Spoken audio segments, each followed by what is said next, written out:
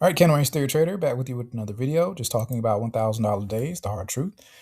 Though we have to ask ourselves which is easier, having a $500 account and consistently making 200% returns, okay, on a daily or weekly basis, or having a $5,000 account and making 20% on that amount consistently. Okay, so a quick comparison gives us the easy answer, and you guys probably already know this, but remember that if you have a smaller account, like say $500, while it's not impossible to make 200% on a trade, I wouldn't expect it with any great regularity. Okay. It's an extremely high return. It's very stressful to try to get that. You need a ton of leverage.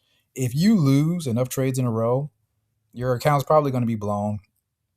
And is it realistic for consistent execution? Not really. You may get it like once a month or so. And for some people, hey, that may be enough, but it's not the best way to go about things. Okay. So if you have a $5,000 account, though, while that is high, it is realistic. Okay. You don't need to typically risk a ton of money of that $5,000. Okay. To make that amount. You don't need that much leverage. Obviously, if you go on a little bit of a losing streak with 5 grand, you're going to be able to survive much longer than you will with 500. And if you're skilled enough, again, it is possible. Now, what would that look like for a Forex trader? If you just did one trade with a 1 to 3 risk to reward ratio, risking about $334. Obviously, it's not completely divisible by 1,000. Okay, but if you risk 334 and your reward was 3 times away from your stop loss, that will give you $1,000 in one trade. Okay, very very doable.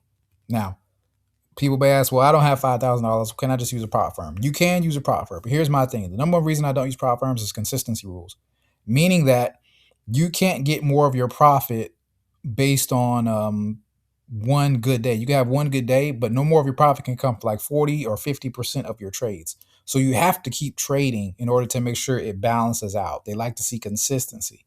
And as well, too, they like to make sure that they make it harder for pit traders to get a payout. And you just got to play by their rules because it's their company. All right. Me, I like making my trades, making my money, and getting same day payouts because I deal with a broker. I don't deal with a prop firm.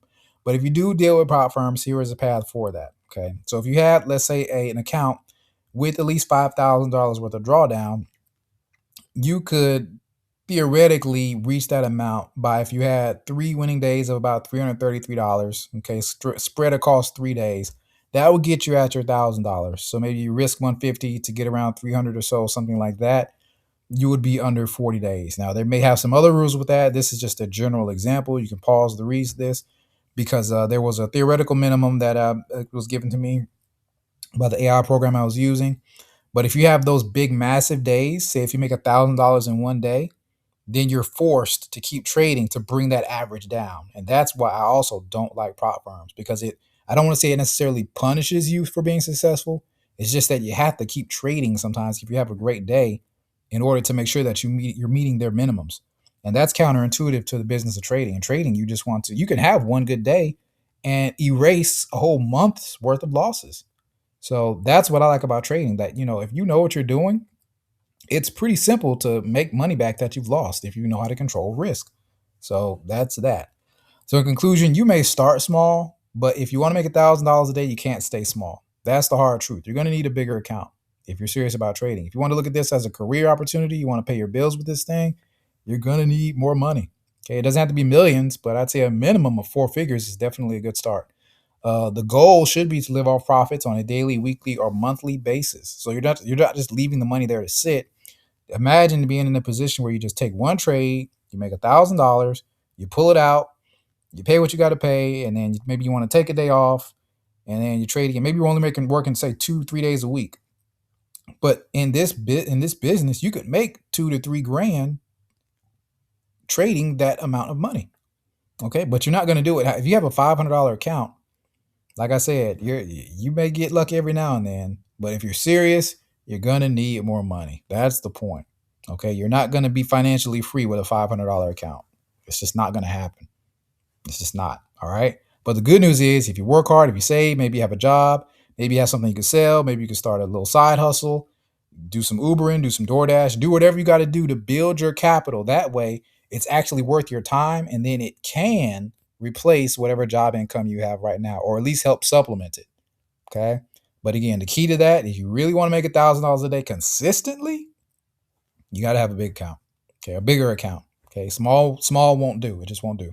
All right. So I appreciate your time and attention. It is possible, but you got to save, you got to work. And at a bare minimum, if you don't have a lot of money to start with, then you also just want to compound a smaller account. You can start with $100 and grow it into a $1,000, $2,000, or $500 account. Okay, take that route as well. So it just depends. But you know what you need to do. So set the goal and hit it. And even if you don't hit it, you're closer than when you started. So slow motion beats no motion. I appreciate your time and attention. Thanks for watching. Have a great rest of your day. Take care.